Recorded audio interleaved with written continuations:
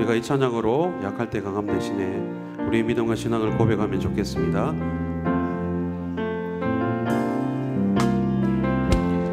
약할 때 강함 대신에 나의 보배가 되신 주 나의 모든 것.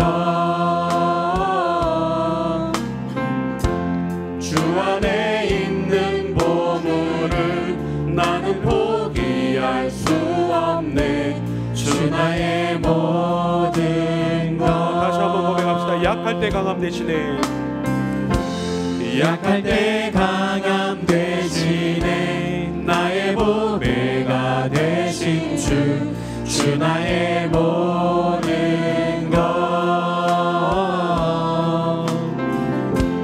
주 안에 있는 보물을 나는 포기할 수 없네. 주 나의 모든 것.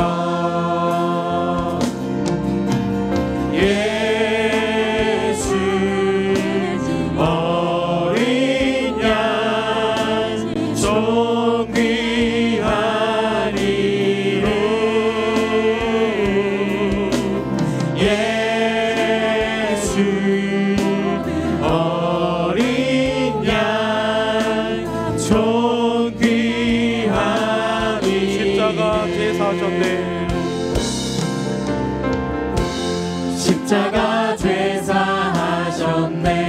주님의 이름 찬양해. 주 나의 모든 것. 쓰러진 나를 세우고, 쓰러진 나를 세우고 나의 빈잔을 채우네. 주 나의 모든 것. 예수 어린 양,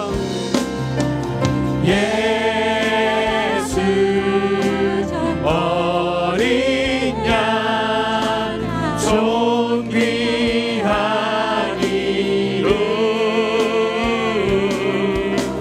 예수 어린 양 존귀한. 우리 더 높은 소리로 십자가 제사하셨네. 십자가 죄사하셨네. 주님의 이름 찬양해. 주 나의 모든 것. 쓰러진 나를 세우고 나의 빈잔을 채우네. 주 나의 모든 예수 어린 양, 예수 어린 양 존귀한 이름. 예수 어린 양 존귀한. 우리 고백합니다. 예수 어린 양,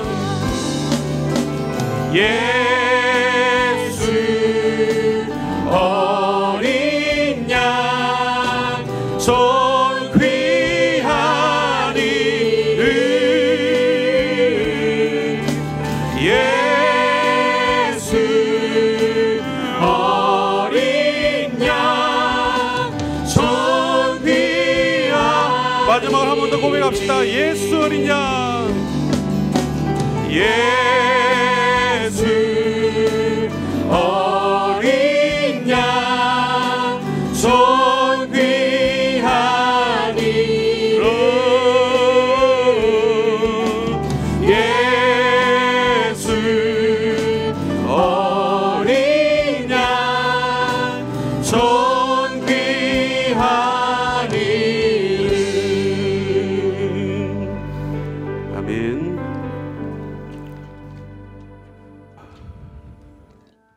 십자가에서 우리의 죄를 사해 주신 존귀하신 그 주님을 우리가 기쁨으로 찬양하면 좋겠습니다. 기뻐하며 왕께 노래 부르리 같이 찬양드리겠습니다. 손뼉 치면서 우리 기쁜 마음으로, 감사한 마음으로 찬양하겠습니다. 기뻐하며 왕께 노래 부르리. 소리 높여 할렐루야.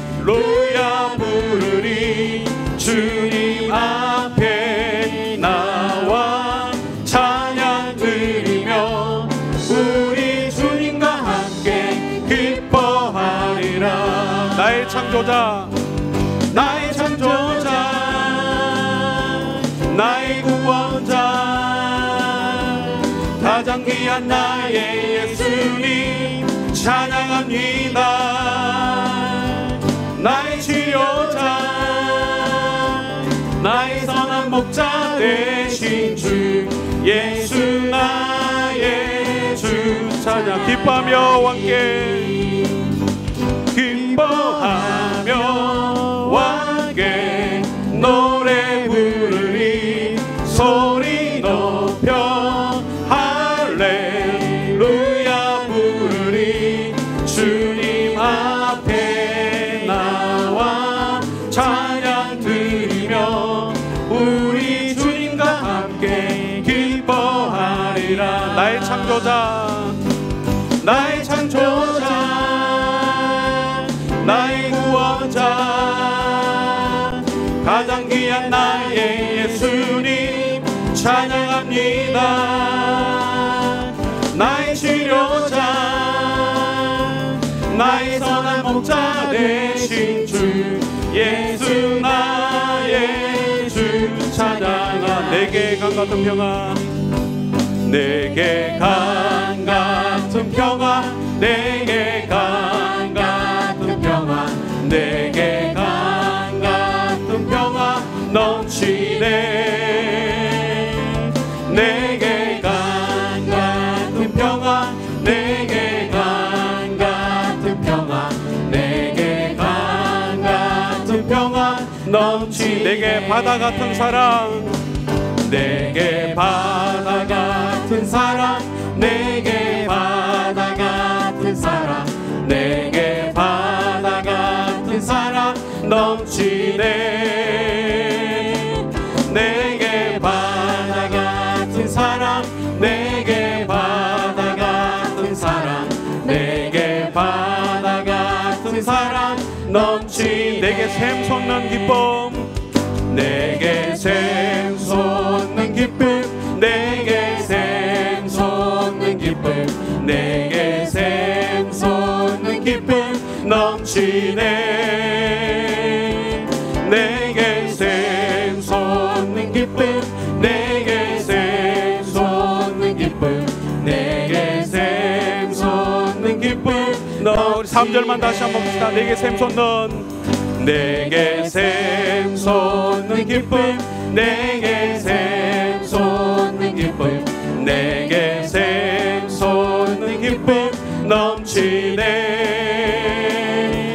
내게 샘솟는 기쁨, 내게 샘솟는 기쁨, 내게 샘솟는 기쁨 넘치네.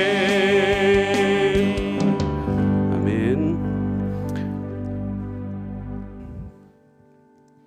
우리 마지막 찬양으로 들으면 좋겠습니다. 주님이 다시 오실 그날까지 나는 이 길을 가겠습니다. 우리의 마음의 고백을 담아서 찬양하겠습니다.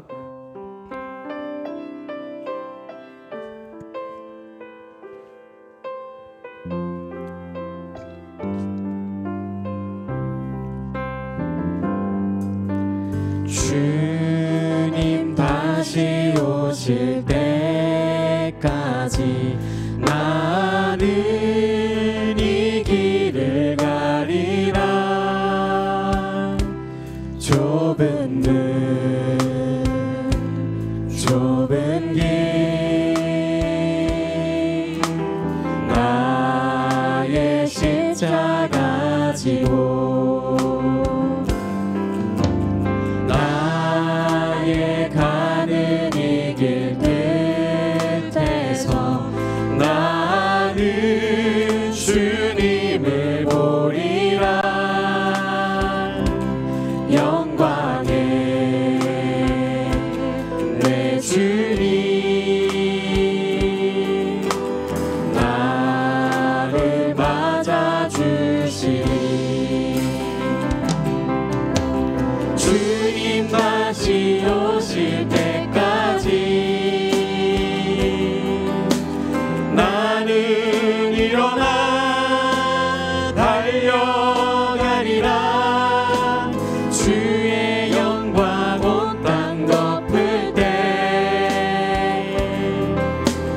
나는 일어나 노래하리. 내 사모하는 주님 온 세상 구주시라. 내 사모하는 주님 영광의 왕이. 내 사모하는 주님, 내 사모하는 주님 온 세상 구주시라. 내 사모하는 주님 영광의 왕이시라. 우리 인도자 나오실 때까지 저희 묵상기도 하시겠습니다.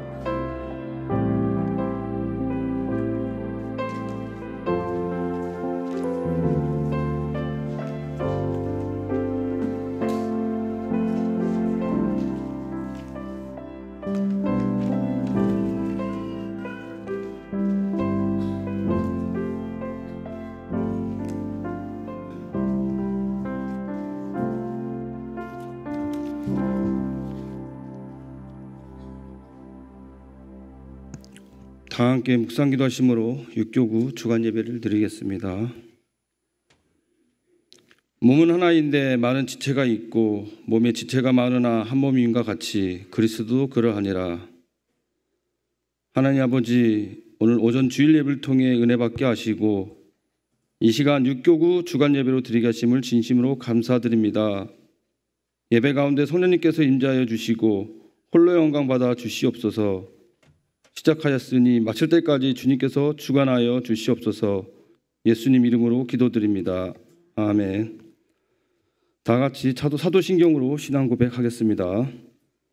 나는 전능하신 아버지 하나님 천지의 창조주를 믿습니다. 나는 그의 유일하신 아들 우리 주 예수 그리스도를 믿습니다. 그는 성령으로 잉태되어 동정녀 마리아에게서 나시고 본디오 빌라도에게 고난을 받아 십자가에 못 박혀 죽으시고 장사된 지 사흘 만에 죽은 자 가운데서 다시 살아나셨으며 하늘에 오르시어 전능하신 아버지 하나님 우편에 앉아 계시다가 거기로부터 살아있는 자와 죽은 자를 심판하러 오십니다. 나는 성령을 믿으며 거룩한 공교회와 성도의 교제와 죄를 용서받는 것과 몸의 부활과 영생을 믿습니다. 아멘. 찬송가 569장 선한 목자 되신 우리 주 찬양 부르겠습니다.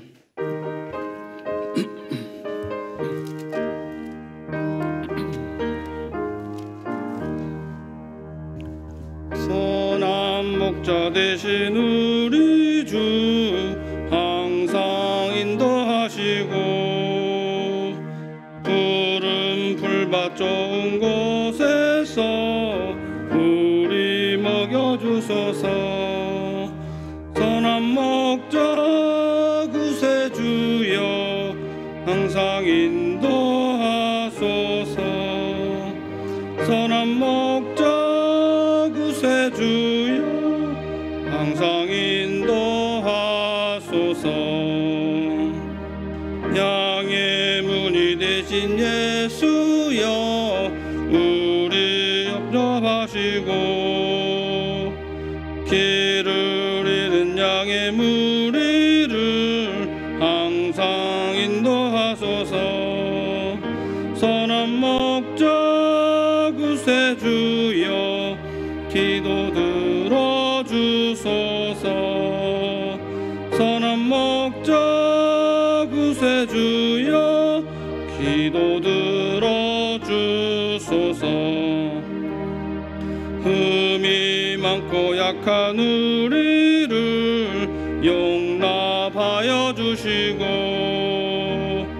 주의 넓고 크신 은혜로 자유 얻게 하셨네. 선한 목자 구세주여 지금 나아갑니다.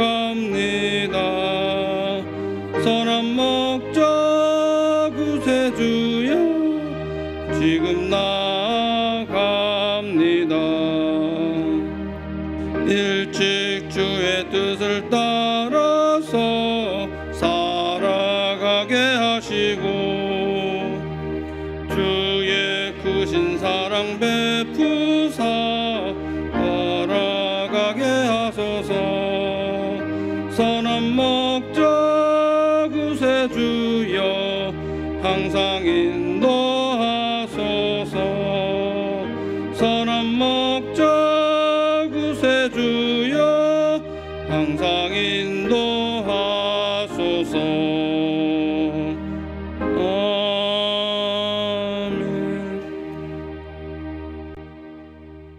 이 시간에는 우리를 대표해서 17구역 성김이로 섬기시는 홍현수 전사님께서 기도하겠습니다.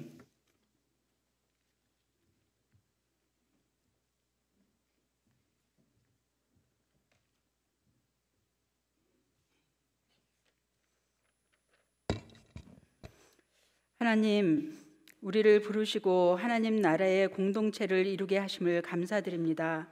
육교구 주간 예배를 드리며 우리들의 구역을 돌아봅니다. 개인주의와 편의주의가 만연한 이 시대에 우리에게 예수님의 몸된 지체로서의 공동체를 이루는 하나됨의 은혜를 허락하여 주시옵소서. 모이기에 힘쓰며 떡을 떼며 소통하는 소그룹들이 말씀과 기도를 기반으로 든든히 세워져 갈 수 있도록 은혜를 부어 주시옵소서. 공동체를 이루는 일에 서로 용납하고 약한 자를 권면하고 격려하며 소외된 자를 돌아보는 우리 모두가 되게 하여 주시옵소서.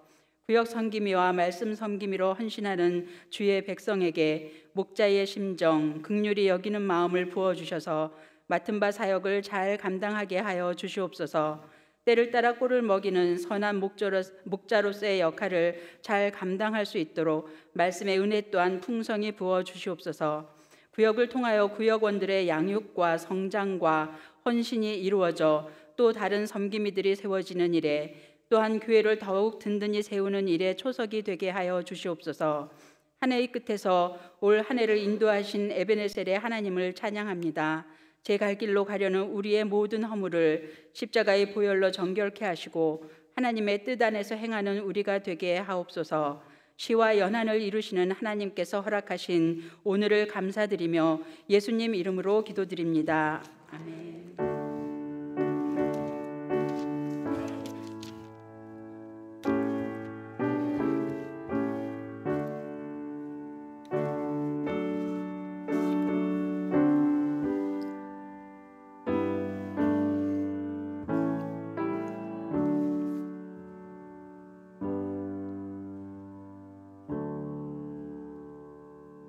예, 육교구원들 나오셔서 특송 찬양하겠습니다.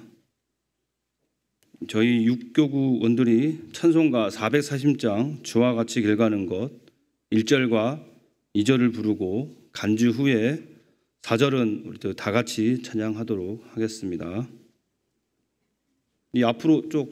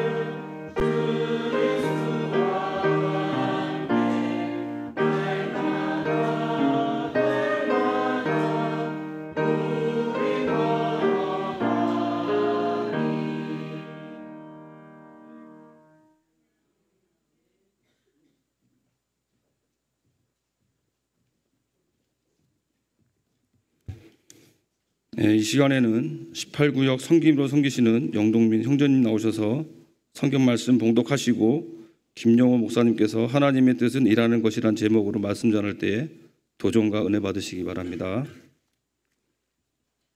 성경 봉독하겠습니다. 창세기 24장 15절에서 17절, 28절에서 29절입니다.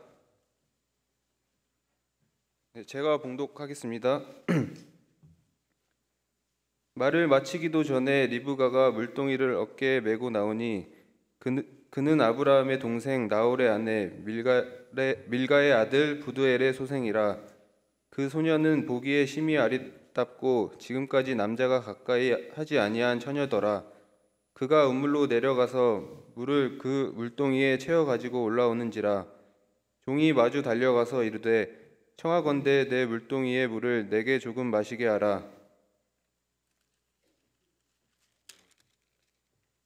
소녀가 달려가서 이 일을 어머니 집에 알렸더니 리브가에게 오라버니가 있어 그의 이름은 라반이라.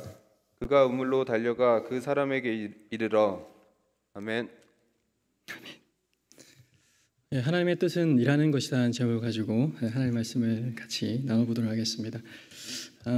오늘 사실 그 창세기 24장 전체가 오늘 내용의 핵심들입니다. 그래서 끊어서 중요한 부분만 같이 한번 읽어본 건데 조금 어색하더라도 이해를 부탁드립니다. 그리고 제가 오랜만에 여기에서 또 설교를 하게 되어서 참 기쁘지만 또 이제 말이 꼬이게 될까 또 걱정이 되기도 합니다. 그리고 한 우리 중고등부 교사 선생님에게 이야기를 들었었는데 한 우리 중고등부 친구가 저를 평가를 했는데요. 이렇게 평가를 했다고 합니다. 목사님께서 말씀하실 때 뭔가 확 들어오는 그 첫 뭔가가 있대요. 딱 있는데 그걸 자세히 이제 귀를 기울여서 들어보는데 그 순간 깨닫는 것은 노잼이라고 합니다. 네, 제가 왜 이런 이야기를 하시는지 아시겠죠? 네, 재미가 없을 가능성이 아주 큽니다. 그래서 인내하시면서 성령의 열매를 이루시는 이 시간이 되었으면 좋겠고요. 그리고 제가 길게 잘 못합니다. 항상 짧게 하는 스타일이라서 짧은 시간이지만 깊게 은혜를 누리면 좋지 않을까라는 생각을 합니다. 오늘 본문의 제목처럼, 오늘 말씀의 제목처럼 하나님의 뜻은 일하는 것인데요. 우리가 하나님의 뜻에 대해서 많은 이야기들을 합니다. 그렇죠? 하나님의 뜻은 과연 무엇일까? 하나님의 뜻은 어떻게 알 수 있을까? 뭐 이런 이야기들 굉장히 많이 합니다. 그리고 우리는 열심히 기도합니다. 그런데 하나님의 뜻은 어떻게 알 수 있을까요? 이거 답을 하기가 쉽지 않은 문제입니다. 여기에는 대부분 경우 하나님께서 A 또는 B 이렇게 명확하게 말씀하지 않기 때문에 그렇습니다. 그럼 생각해 보십시오. 우리가 기도하는 구체적인 기도의 내용들은 성경에 나와 있을까요? 나와 있지 않는 것 같아요. 우리 아이들은 뭐 먹고 살까요? 우리의 아들은, 우리의 딸은 누구랑 결혼해야 되나요? 이런 간절한 기도의 제목들 우리 어르신들 가지고 계시지 않습니까?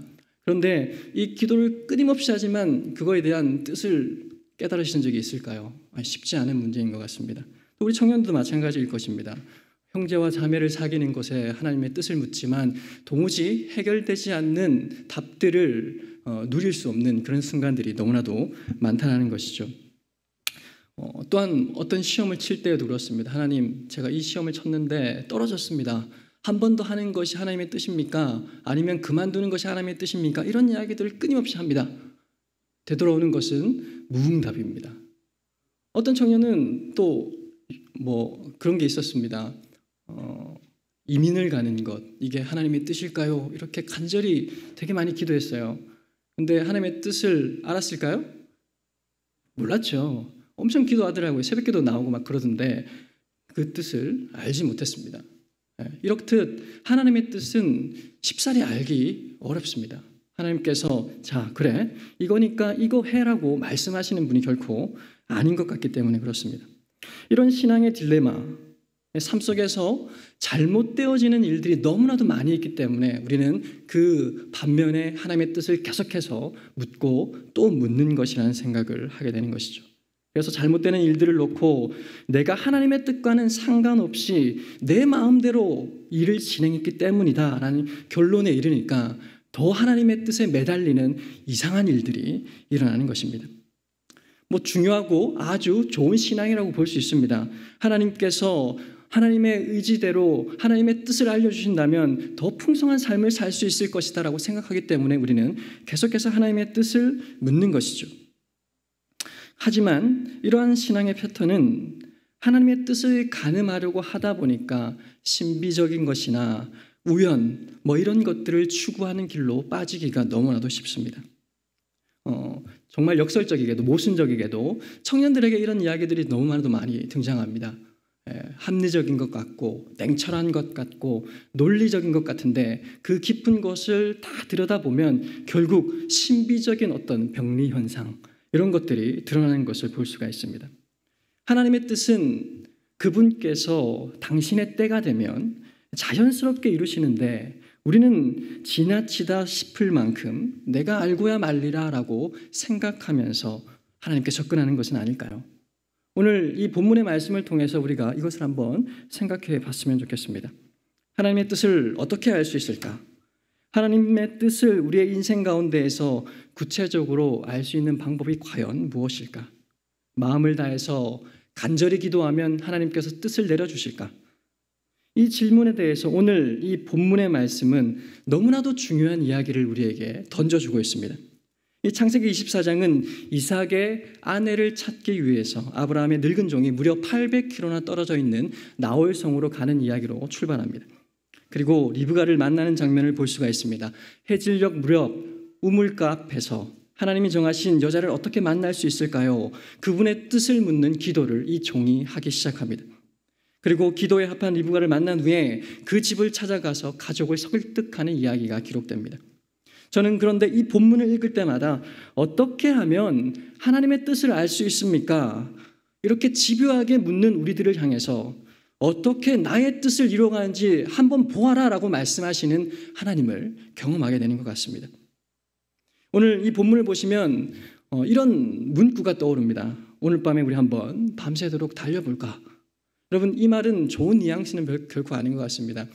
우리가 잘 모르지만 세상에 있는 많은 사람들은 우리 밤새도록 한번 달려보자라고 하면 어떤 뉘앙스로 이 말을 쓰는 걸까요? 다들 잘 모르시는 역시 교회 안에 우리 거룩한 성도님들이시죠.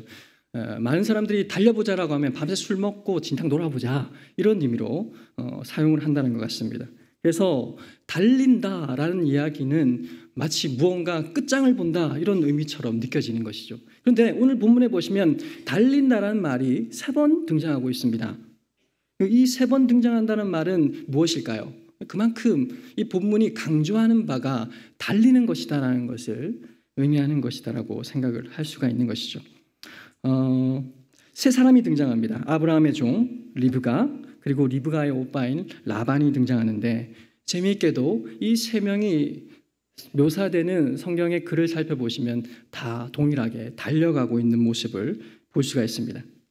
아브라함의 종도 리브가를 만난 채 달려가는 모습을 볼 수 있고, 리브가 또한 이 모든 일들을 알리기 위해서 어머니의 집으로 달려갑니다라고 묘사하고 있고, 라반 또한도 마을 밖 우물 앞으로 이 종을 환대하기 위해서 달려간다라고 묘사를 하고 있는 것입니다. 그렇게 이 달린다는 표현은 하나님의 뜻을 이루어가는 너무나도 중요한 과정에서 반복되는 표현같이 느껴지는 것이죠. 그런데 이 성경의 뉘앙스를 잘 살펴보시면 종이 기도를 마치기도 전에 리브가가 물동이를 메고 나왔다라고 기록하고 있는 것을 볼 수가 있습니다. 이게 과연 무슨 뜻일까요? 기도도 마치기도 전에 리브가가 먼저 뛰쳐나오는 것을 볼 수가 있습니다. 우리가 하는 일이 하나님의 뜻이라고 한다면 그분께서 속히 이루어 주신다는 메시지가 아닐까요? 우리가 간절히 뜻을 구하고 바라고 기도하지만 하나님께서는 그것과는 상관없이 그분 자신의 뜻을 속히 이루신다는 표현 아닐까요?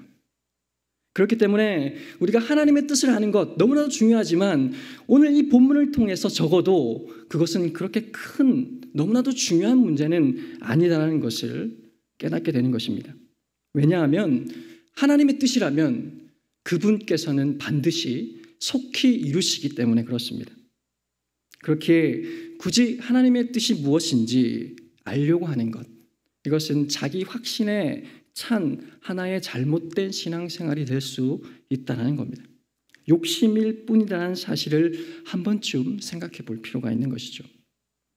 사실 이 지금 달리고 있는 이 세 사람도 하나님의 뜻이 무엇인지 아무것도 모른 채 달려가고 있는 것을 보고 있습니다. 이 아브라함의 종이 리브가를 처음 만났을 때 이것은 하나님의 뜻이야 라고 생각해서 달려갔을까요? 전혀 그렇지 않습니다. 이삭의 아내가 될 것이라고 확신했을까요? 전혀 그런 뉘앙스가 오늘 본문에는 등장하지 않습니다. 리브가 또한 그렇습니다. 종과 이야기를 마친 후에 어미의 집으로 달려가는데 이제 내가 이삭의 아내가 될 거야. 이것이 하나님의 뜻이야 라고 생각하고서는 열심히 달려갔을까요? 전혀 그것을 알 수 없었습니다. 종은 그저 내가 잘 때가 있느냐라고 질문했었고 그것을 알리기 위해서 리브가는 집으로 달려갔기 때문에 그렇습니다. 결국 이 종도 그렇고 리브가도 그렇고 하나님의 뜻이 무엇인지 모른 채 달려가고 있는 것을 알 수가 있는 것이죠. 오빠 라반은 어떨까요? 똑같습니다. 종을 영접하려고 달려왔을 뿐 그 역시 하나님의 뜻이 무엇인지 모른 채 달려와서 이 종을 맞이하고 있는 것을 볼 수가 있는 것이죠. 이 세 사람은 열심히 달려가고 있습니다. 열심히 자기의 할 일을 하고 있습니다. 그런데 하나님은 그 가운데에 속히 그분의 뜻을 이루어 가신다는 것을 오늘 본문은 우리에게 정확하게 알려주는 것이죠. 여러분, 여기에서 중요한 것이 있습니다. 중요한 것이 무엇이냐면 하나님의 뜻을 확신하는 것, 이것도 중요한데 이것보다 훨씬 더 중요한 것이 있다는 겁니다. 그것은 내가 하나님의 뜻대로 살아가는 자세라는 것입니다. 우리가 하나님의 뜻이 무엇인지 몰라서 너무나도 고민할 때가 많은데 그때마다 하나님도 우리가 그분의 뜻대로 살아가지 않는, 그분의 뜻대로 살아갈 자세가 되어 있지 않다는 그 모습 때문에 너무나도 고민한다는 사실을 알고 계실까요? 하나님의 뜻은 우리의 확신이 아니고 우리의 자세로 이루어지는 것입니다. 이것이 하나님께서 일하시는 스타일입니다. 하나님의 뜻을 열심히 구하는데 응답을 받지 못해서 마음이 어려우신가요? 그렇다면 지금 내가 하나님의 뜻대로 살고 있는지를 한 번 더 점검해 보시길 바랍니다. 이것이 습관화된다면 자연스럽게 그것도 속히 하나님의 뜻은 우리의 삶 가운데에서 이루어진다는 것을 기억하셔야 됩니다. 하나님, 제가 내년에 선교지에 한 해 동안 헌신할까요? 하나님을 위해서 큰 일, 위대한 일, 무언가를 선택해야 될까요? 이런 기도를 하기 전에 지금 내가 하나님의 뜻대로 살고 있는가? 이것을 먼저 확인해 보시라는 것입니다. 제 동기 목사님이 있습니다. 나이가 지긋하신 분인데요. 그분의 일화를 제가 한번 들은 적이 있습니다. 그분께서 어떤 이야기를 했냐면요. 자신이 훈련병으로 이제 훈련소에 있을 때 이야기였습니다. 1994년이면 꽤 오래되었죠. 이 1994년에 일명 피바다 사건을 아시는지 모르겠습니다. 북한에서 한 군 간부가 서울을 피바다로 만들겠다. 피바다인가요? 불바다인가요? 불바다로 만들겠다. 이렇게 이야기를 했다고 합니다. 이런 자극적인 소식이 군에 퍼지기 시작하고 매일매일 뉴스로 드러나기 시작했습니다. 불안하죠. 일반 시민들도 불안한데 군에 있는 사람들은 어떻겠습니까? 특별히 훈련소에 있는 사람들은 더 불안해서 힘들었을 것입니다. 이걸 기정사실로 받아들이고 자, 이제 전쟁이다. 자, 우리 손톱을 깎고 머리카락을 잘라서 유품을 준비하자. 이런 분위기가 커지기 시작했다고 합니다. 이 동기들 가운데에는 진지하게 탈영을 고민할 정도로 힘든 마음이 힘든 지체들이 생기기 시작했다고 합니다. 이 목사님도 예외는 아니었습니다. 이제 내 인생 끝났구나. 내 인생 정말 꽃을 피우기도 전에 이 전쟁의 소용돌이 속에서 막을 내리겠구나. 이렇게 생각을 했다는 겁니다. 그럼에도 불구하고 하나님을 부여잡으면서 재래식 화장실에서 매일 아침 쭈그리고 앉아서 하나님의 말씀을 읽기 시작했다고 합니다. 그렇게 쭈그리고 앉아 하나님의 말씀을 읽기 시작하는데 어느 날 갑자기 시편 말씀이 마음에 다가오기 시작했다는 것입니다. 답답하고 두려운 마음들 가운데 간절히 기도하며 하나님의 말씀을 부여잡았는데 그때에 신실하신 하나님께서 이 시편 말씀을 통해서 자신에게 이런 마음을 허락하셨다는 겁니다.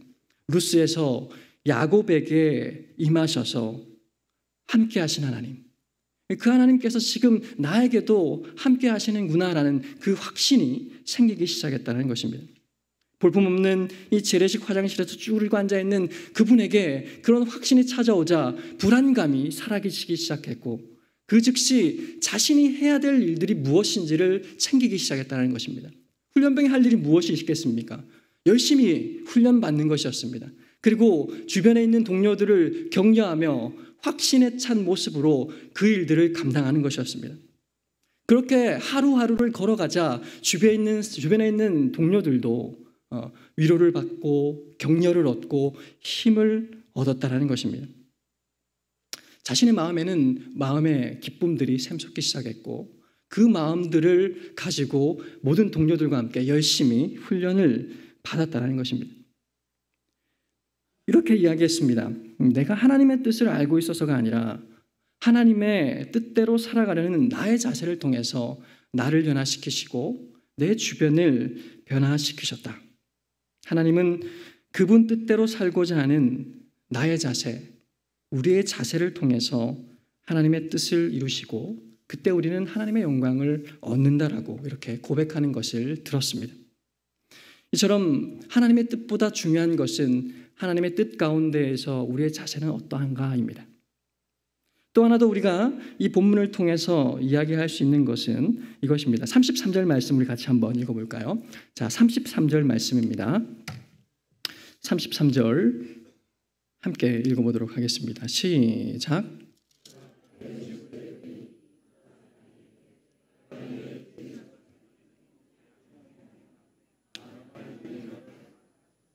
네, 내 일을 진술하기 전에는 먹지 아니하겠나이다라고 종이 기록하고 있습니다.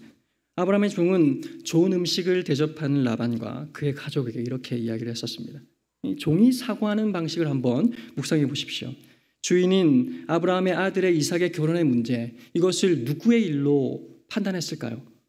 자신의 일이라고 여겼습니다.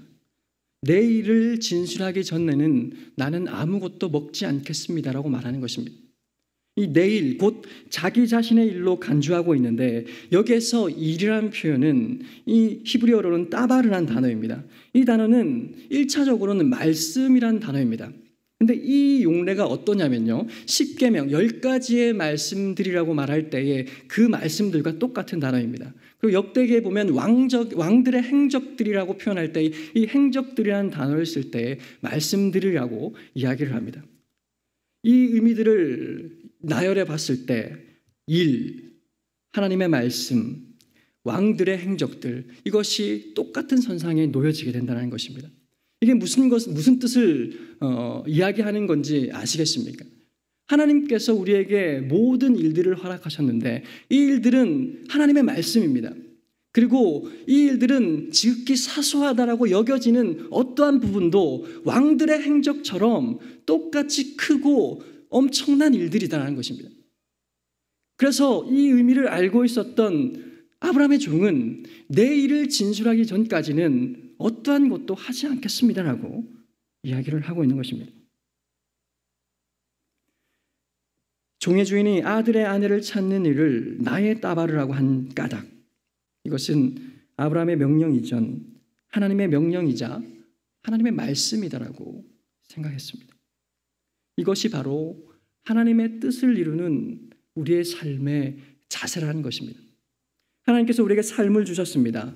우리의 삶 가운데 여러 가지 일들을 자유롭게 할 수 있도록 우리에게 여러 가지 자세를 주셨습니다. 이때 이 자세 가운데 가장 중요하게 생각해야 될 것이 무엇일까요? 하나님께서 우리에게 주신 일들이라는 것입니다. 굳이 하나님의 일을 직접적으로 하는 것을 말하는 것이 아닙니다. 우리의 모든 삶이 하나님의 일들임을 기억해야 된다는 것입니다. 주어진 현재 삶의 자리에서 최선을 다하는 삶, 이것이 바로 하나님의 뜻을 이루는 삶의 모양이라는 것을 오늘 본문은 우리를 통해서 말씀하고 있는 것입니다. 특별히 우리 청년들에게 이 말씀은 너무나도 중요합니다. 하나님의 뜻, 거창한 것, 위대한 것, 뭔가 나아 보이는 것, 이런 것들에만 초점을 맞추는데 우리가 해야 될 가장 중요한 것은 바로 지금 현재입니다. 그 현재에 나는 어떠한 삶으로 하나님의 말씀들을 이루어가고 있는가? 나는 지금 현재 하나님의 말씀을 어떻게 살아내고 있는가? 내 지난 일주일은 어떻게 하나님의 말씀이 풍성하게 이루어졌는가? 저와 여러분에게 하나님께서는 끊임없이 이것이 하나님의 뜻이야라고 말씀하고 있다는 것입니다. 하나님께서 우리에게 삶을 주신 것, 그것은 곧 하나님의 뜻을 허락하셨다는 것을 기억하면 우리는 이 하루하루를 결코 허투루 살아갈 수 없을 것입니다. 또 하나 더 우리가 생각해 볼 수 있는 건데요. 하나님의 뜻을 나의 일상으로 삼고 알고 걸어가는 사람을 성경은 이렇게 묘사하고 있습니다. 어떻게 묘사하고 있냐면요. 리브가를 통해서 묘사를 하고 있습니다. 자, 오늘 창세기 24장의 16절 말씀을 한번 같이 읽어보겠습니다. 16절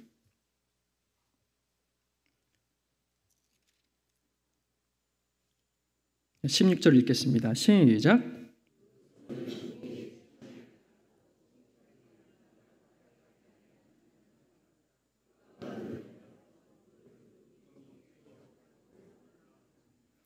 네, 성경은 이 리브가를 심히 뭐라고 이야기하고 있습니까?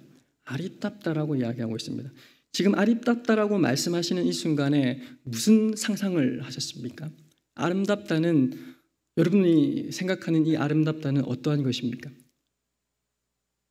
얼굴이 이쁘다, 뭐 V라인이다, 뭐 몸매가 S라인이다, 뭐 이런 것들을 생각하시겠죠. 이 세상이 예쁘다라고 말하는 그 무엇들을 다 생각하면서 성경에도 이 리브가를 심히 아름답다라고 했으니까 내가 생각하는 그 여인일 거야라고 생각하신다면 오산입니다.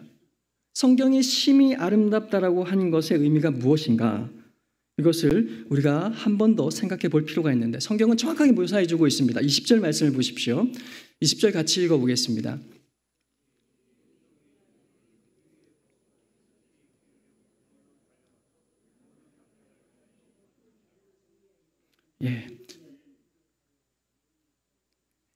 이 엘리에셀은, 이 아브라함의 종은 낙타 10피를 데리고 나홀성으로 왔었습니다.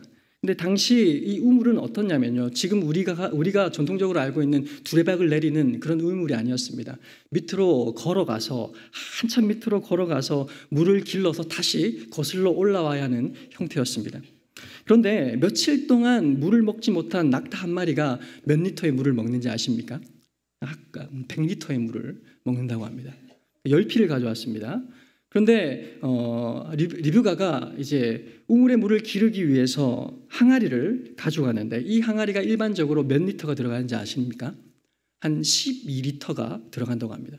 그러면 도대체 얼마만큼을 길러야 하겠습니까? 대충 한 10피라고 했을 때 90번 이상을 왔다 갔다 해야 됩니다.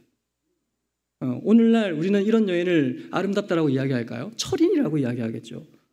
아름답다라고 이야기하는 것과는 정말 동떨어진 이야기입니다. 그런데 성경은 뭐라고요? 아름답다라고 이야기하고 있습니다. 오늘 이 자리에 계신 아름다운 우리 성도님들, 특별히 우리 여성도님들, 성경은 힘을 길러라 이렇게 이야기하는 것 결코 아닙니다. 힘을 길러서 아름다움을 표현해라 이렇게 이야기하는 건 결코 아닌데, 오늘 이 본문이 이야기하는 것이 무엇이냐?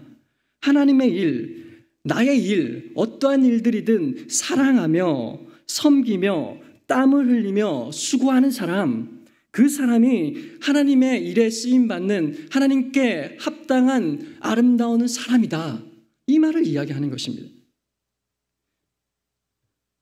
오늘 여기에 계신 우리 모든 성도님들이 아름다운 성도님들로 변화되었으면 좋겠습니다.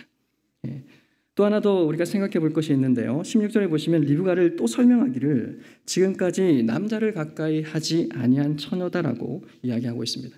이 말은 우리에게 좀 거부감과 거리낌을 현대에 와서 좀 보여주는 구절이기도 합니다. 정절을 지켰다.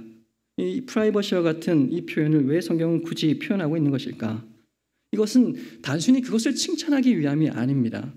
하나님의 뜻을 이루는데 쓰임받는 우리의 인생의 특징, 우리의 자세, 이것을 알려주기 위해서 급진적으로 표현하는 것입니다. 여러분, 데살로니가전서 4장 3절에 보시면 하나님의 뜻은 이것이니 너희의 거룩함이라 곧 음란을 버리고라고 기록되어 있습니다. 우리를 향한 하나님의 직접적인 뜻, 이것은 우리의 거룩함이다라고 말씀하고 있는 것입니다. 하나님은 우리가 거룩할 때 우리를 통해서 일하신다라는 것을 말씀하고 있는 것입니다. 그래서 이 리브가에 대해서 남자를 가까이 하지 아니한 처녀라고 말하는 것, 이것은 그것이 중요한 것이 아니라 하나님 앞에 거룩하기 위해 힘쓰는 삶의 자세를 가졌다, 이렇게 이해를 하시는 것이 좋다라는 것입니다. 자, 그렇다면 거룩하다라는 말은 무슨 뜻일까요? 리브가가 살던 시대에 여인의 정절을 지키는 것, 이것만이 거룩한 것이었을까요? 결국 그렇진 않았습니다. 이 구약성경 자세히 살펴보시면 하나님께서 우리에게 거룩에 대해 가르치실 때 정말 마치 단정적이고 억압적이고 너무나도 이해되지 않는 하나의 문장을 던져주시는 것을 볼 수가 있습니다. 다른 구절을 찾아봐도 다른 구절에는 뭔가 여유가 있는 것 같은데 이 거룩을 이야기할 때면 항상 단언하셨습니다. 어떻게 이야기하시는지 아십니까? 레위기 19장에 보시면 너희는 거룩하라, 나 여호와가 거룩함이니라 라고 말씀합니다. 다른 것이 붙지 않습니다. 그냥 거룩하라라고 말씀하고 있습니다. 시키면 해라고 말하는 것과 같습니다. 상명하복의 세계에서 명령을 전달받으면 그렇게 수행해야 되듯이 해야 되는 것이야 라고 말하는 것 같습니다. 거룩의 기준, 이것이 다른 어떤 것에 있는 것이 아니라 하나님께 있다라는 것을 우리에게 말씀하는 것입니다. 그런데 잘 생각해 보시면 이게 이 거룩이 가능할까요? 저와 여러분 하나님 앞에 서서 하나님의 얼굴을 볼 수 있는 분이 있을까요? 없습니다. 하나님은 거룩하라 말씀하셨는데 못하겠는데요? 이게 우리의 정직한 답 아닙니까? 하겠습니다라고 어떻게 이야기할 수 있을까요? 그런데 왜 하나님께서는 가당치도 않고 가능하지도 않는 거룩을 계속해서 우리에게 이야기를 하시고 요구하고 있는 것일까요? 이 거룩이란 너희가 노력해서 할 수 있는 행함의 문제가 아니야라는 것을 알려주기 위함이었습니다. 끊임없이 해봐 되는가? 안 되거든요. 이 중에 계신 우리 모든 성도님들 중에 거룩하신 분 계실까요? 저는 거룩하지 않습니다. 이 잘 안 되는 부분입니다. 이것은 행함의 문제가 아니기 때문에 그렇습니다. 하지만 반드시 내가 너희를 거룩하게 할 것이니 포기하지 마입니다. 내가 계속해서 너희를 붙들고 거룩하게 할 것이니 너희도 거룩하게 힘쓰라라고 말씀하시는 것입니다. 우리는 이 말씀을 믿어야 합니다. 죄 가운데 넘어질 겁니다. 거듭해서 실패할 겁니다. 그럼에도 포기하지 말고 거룩해지기 위해 끝까지 경주해야 된다는 것입니다. 이것이 하나님께서 우리를 향한 가장 중요한 뜻이라는 사실을 기억하셔야 됩니다. 그리고 이처럼 거룩함을 쫓는 우리의 삶을 통해서 하나님의 뜻은 분명히 명확하게 아주 정확하게 이루어진다는 것을 기억하시면 너무나 좋겠습니다. 우리가 이 따바르의 정신을 가질 때, 성실하게 형제를 사랑하고 섬길 때에, 거룩하게 살고자 몸부림칠 때에 우리는 자연스럽게 하나님의 뜻을 인식하게 될 것이고 확신할 수 있을 뿐만 아니라 하나님이 주시는 형통의 복도 누릴 수가 있을 것입니다. 여러분, 로또에 당첨이 되었습니다. 시험이 있었는데 시험을 찍었는데 다 맞췄습니다. 소개팅을 했는데 키 큰 남녀가 나왔는데 얼굴이 연예인같이 생겼습니다. 이게 형통일까요? 여러분, 이것을 형통이라고 생각하시면 결코 안 됩니다. 적어도 히브리인들의 생각하는 형통은 이것과는 너무나도 달랐기 때문에 그렇습니다. 12절 말씀에서 아브라함의 종은 순조롭게 만날 수 있도록 하나님께서 도와주시기를 기도합니다. 40절에 보시면 아브라함은 하나님께서 평탄한 길을 주실 것이다라고 종을 축복하는 장면이 기록되어 있습니다. 여기서 순조롭게와 평탄한으로 번역된 단어가 바로 형통입니다. 히브리인들의 형통은 이처럼 여호와께서, 하나님께서 직접적으로 개입하시는 것, 하나님께서 직접적으로 인도하시는 것, 이것에만 형통이란 단어를 썼었습니다. 형통은 자질, 학벌, 외모, 성공 이런 것과는 아무런 상관이 없는 단어였습니다. 여러분, 우리는 형통하지 못합니다. 왜 형통하지 못할까요? 돕는 사람이 없어서일까요? 돈이 없어서일까요? 가진 것이 없어서, 지혜가 없어서, 부모를 잘못 만나서일까요? 우리가 형통하지 못한 까닭은 하나님께서 그 어떤 모양으로도 우리의 삶에 개입하지 않으시기 때문에 그렇습니다. 아니, 하나님께서 개입할 이유가 없는 삶을 살아가고 있기 때문에 그렇습니다. 하나님께 내 삶의 모든 것을 맡긴 적이 나는 단 한 번도 없어라는 사실을 인정하셔야 됩니다. 여러분 생각해 보십시오. 일주일 동안 내게 벌어진 모든 일 가운데에서 하나님을 쏙 빼보십시오. 내 삶이 무너지십니까? 어떤 결과가 초래되십니까? 하나님이 있든 없든 평소처럼 직장을 다니고 관계를 하고 학교를 다니며 밥도 잘 챙겨 먹고 있다면 나의 삶은 히브리인들이 말하는 형통과는 전혀 별개의 삶을 살아가는 것입니다. 이런 일주일을 보냈다면 분명 하나님의 뜻이 헷갈리죠. 하나님의 뜻이 무엇인지 전혀 알 길이 없는 것입니다. 우리는 하나님께서 우리의 삶 가운데 직접적으로 간섭하도록 간구해야 됩니다. 하나님의 뜻은 그 가운데에서만 드러나기 때문에 그렇습니다. 하나님을 빼면 무너지는 삶, 이게 온전한 형통한 삶임을 분명하게 기억하시길 바랍니다. 이 창세기 24장에는 리브가와 아브라함의 종, 이 두 사람처럼 하나님을 위해 달려갔던 또 한 사람이 등장합니다. 바로 이 리브가의 오빠인 라반입니다. 하지만 이 라반은 형통의 복을 받지 못했습니다. 다 같이 하나님의 뜻을 위해 달린 것처럼 보였는데 왜 이 라반만은 형통을 누리지 못했을까요? 형통의 기준이 잘못되었기 때문입니다. 라반은 아브라함의 종에게 이렇게 이야기했습니다. 31절 보십시오. 같이 읽겠습니다. 31절 읽겠습니다. 시작.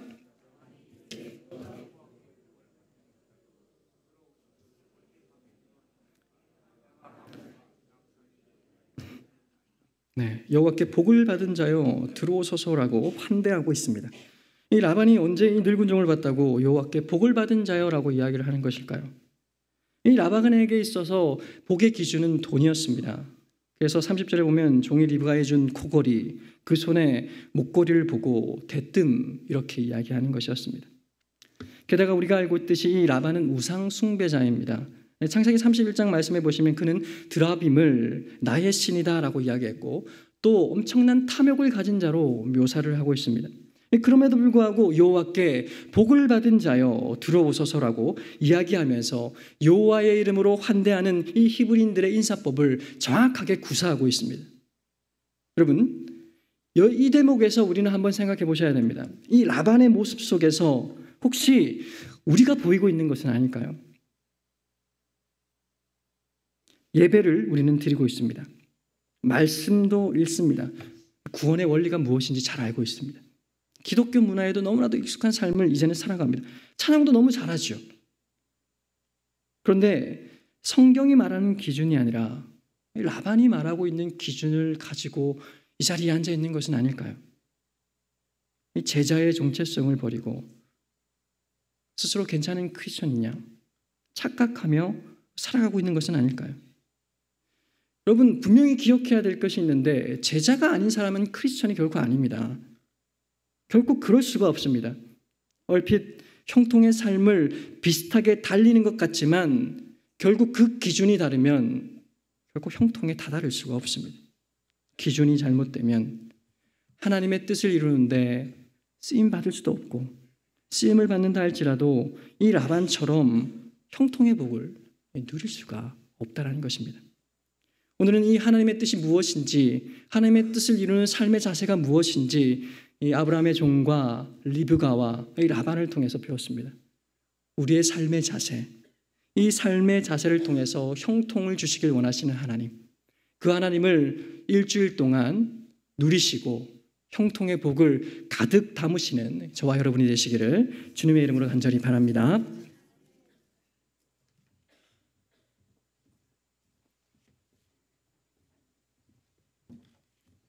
예, 은혜로운 말씀 감사합니다.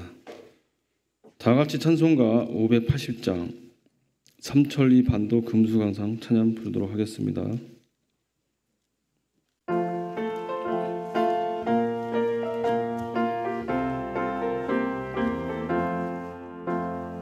삼천리 반도 금수강산 하나님 주신 동산 삼천리 반도 금수강산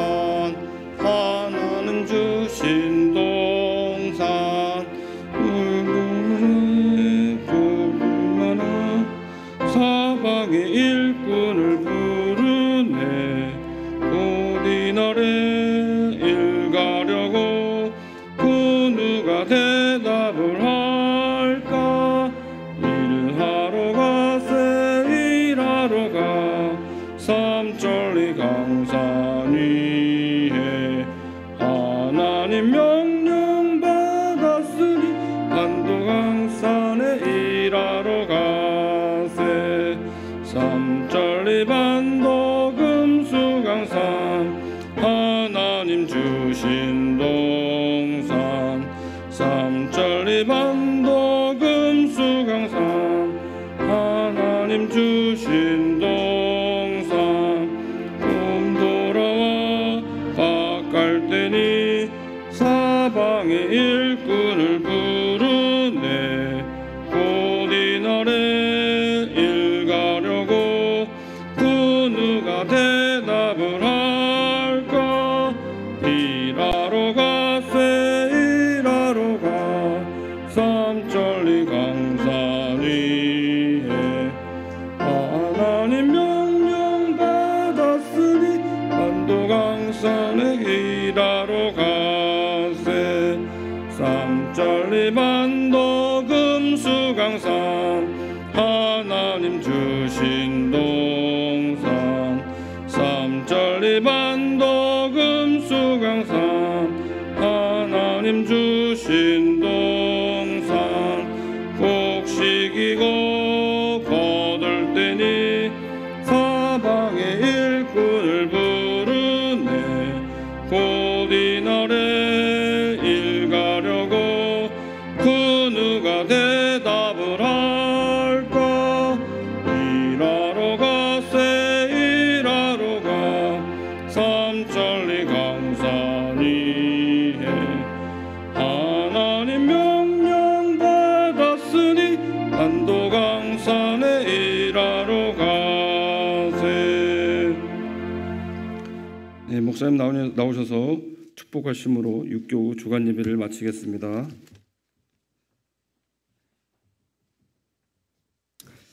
우리 주 예수 그리스도의 은혜와 하나님 아버지의 영원하신 사랑과 성령님의 인도하여 주시는 그 크신 은혜가 하나님의 형통을 바라며 주님의 뜻 가운데에서 우리의 삶의 자세를 고쳐잡기를 간절히 바라고 소원하며 머리 숙인 여기에 모이는 모든 성도들 머리 위에 지금부터 영원토록 함께 있을지어다.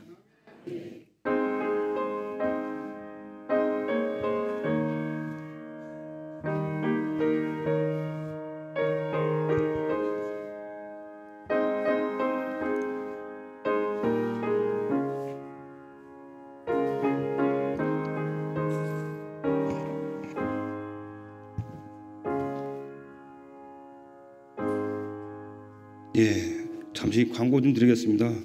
오늘 그 3부 예배 후에 공동회의가 열렸었는데요. 하나의 은혜 가운데 잘 마쳤습니다. 자료 준비해 주시고 참석해 주신 성도님들께 감사드리겠습니다. 그 2020년 교회 조직이 4호 페이지에 나와 있습니다. 혹시 보시고 섬기고 싶은 데 있으시면 교육자실에 좀 말씀을 해주시면 추가하도록 하겠습니다. 선교 달력은 각 가정별로 한 개씩 혹시 안 받아가신 분은 이따 퇴청하실 때 하나씩 받아가시면 되겠습니다. 금요기도회가 계속 열리고 있습니다. 주보 참조하셔서 우리 중직자분들께서는 참석하셔서 같이 기도했으면 감사하겠습니다.